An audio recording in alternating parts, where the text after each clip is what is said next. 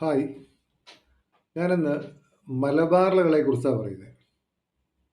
1836 ആരംഭിച്ച് ഏതാണ്ട് 20 വർഷത്തോളം നീണ്ടുനിന്ന ഒരു കലാപം മലബാറിലുണ്ടായി. മലബാറിലെ മാപ്പിളമാർ നടത്തിയ ഒരു കലാപം. അത് നമ്മൾ മാപ്പിള കലാപം എന്ന് പറയുന്നു. ഞാൻ അതിനെക്കുറിച്ചല്ല പറയുന്നത്. ഞാൻ പറയുന്നത് 1921 മലബാറിലുണ്ടായ കലാപത്തെക്കുറിച്ചാണ്. അതിനെയും നമ്മൾ മാപ്പിള കലാപം എന്ന് പറയാറുണ്ട്. കാരണം അത് ആര് തന്നെ നടത്തിയത്? മലബാറിലെ മുസ്ലിങ്ങൾ തന്നെയാണ്. മലബാറിലെ മുസ്ലിങ്ങളെ നമ്മൾ പൊതുവെ മാപ്പിളമാരെന്ന് പറയാറുണ്ടല്ലോ.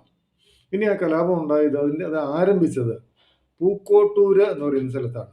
അതുകൊണ്ട് തന്നെ ആ കലാപത്തെ പൂക്കോട്ടൂർ കലാപം എന്നും പറയാറുണ്ട്. അപ്പോൾ ആ കലാപത്തിനെ പൂക്കോട്ടൂർ കലാപം എന്ന് പറഞ്ഞതിന് കാരണം ആ കലാപം ആരംഭിച്ചത് തന്നെ എവിടെയാണ്? പൂക്കോട്ടൂരിലാണ്. എന്താ ഈ കലാപത്തിന്റെ പെട്ടെന്നുള്ള കാരണം? ഇത് ഖിലാഫത്ത് പ്രസ്ഥാനവുമായി ബന്ധപ്പെട്ടിട്ടുണ്ടായ ഒരു സംഭവമാണ്. പൂക്കോട്ടൂരിലെ ഖിലാഫത്ത് കമ്മിറ്റിയുടെ സെക്രട്ടറി ആയിരുന്നു വടക്കേ വീട്ടിൽ മുഹമ്മദ്. ഈ വടക്കേ വീട്ടിൻ്റെ മുഹമ്മദിനെ അറസ്റ്റ് ചെയ്യാനായിട്ട് പോലീസ് വന്നു. എന്തിനാ ഇദ്ദേഹത്തെ അറസ്റ്റ് ചെയ്യാൻ പോലീസ് വന്നേ? ഇദ്ദേഹം നിലമ്പൂർ കോവിലകത്ത് നിന്ന് ഒരു തോക്ക് മോഷ്ടിച്ചു എന്ന് പറഞ്ഞിട്ടാണ് ഇദ്ദേഹത്തെ അറസ്റ്റ് ചെയ്യാനായിട്ട് പോലീസ് വരുന്നത്. അപ്പോൾ ഇദ്ദേഹം ഇരിക്കുന്നത് ഒരു പള്ളിക്കകത്താണ്. ബ്രിട്ടീഷ് പട്ടാളം ഇയാളെ പിടിക്കുവാനായിട്ട് പള്ളി വളർന്നു.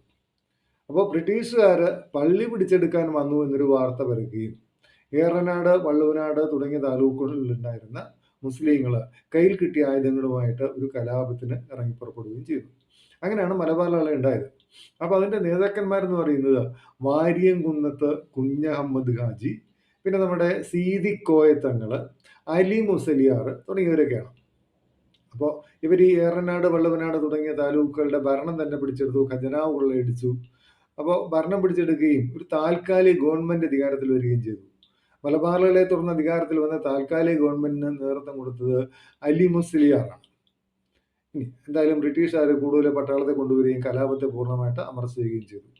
എന്നിട്ട് ഈ കലാപത്തിൽ പങ്കെടുത്ത ഏതാണ്ട് 90ഓളം മാപ്പിളമാരെ ഒരു ഗുഡ്സ് വാഹനങ്ങളിൽ കയറ്റി തിരൂരിൽ നിന്ന് കോയമ്പത്തൂരിലേക്ക് കൊണ്ടുപോകുന്ന വഴിക്ക് പോത്തന്നൂർ വെച്ച് ആ ഗുഡ്സ് വാഹനം തുറന്നു നോക്കിയപ്പോൾ അതിനകത്തുണ്ടായിരുന്ന 90ഓളം മാപ്പിളമാരിൽ 63ഓളം പേര് ശ്വാസം മുട്ടി മരിച്ചിട്ടുണ്ടായിരുന്നു. ആ സംഭവമാണ് വാഗൺ ട്രാജഡി എന്ന് പറയുന്നത്. ഒരു വാഗൺ ട്രാജഡി സ്മാരകമുണ്ട്. അതെവിടെയാണെന്നറിയോ? അത് തിരൂരിലാണ്. കാരണം തിരൂരിൽ നിന്ന് കോയമ്പത്തൂരിലേക്കാണല്ലോ വണ്ടി പോയത്. ഈ മലബാറിലകളെ പശ്ചാത്തലമാക്കി എഴുതിയ പ്രശസ്തമായ ചില പുസ്തകങ്ങളുണ്ട്.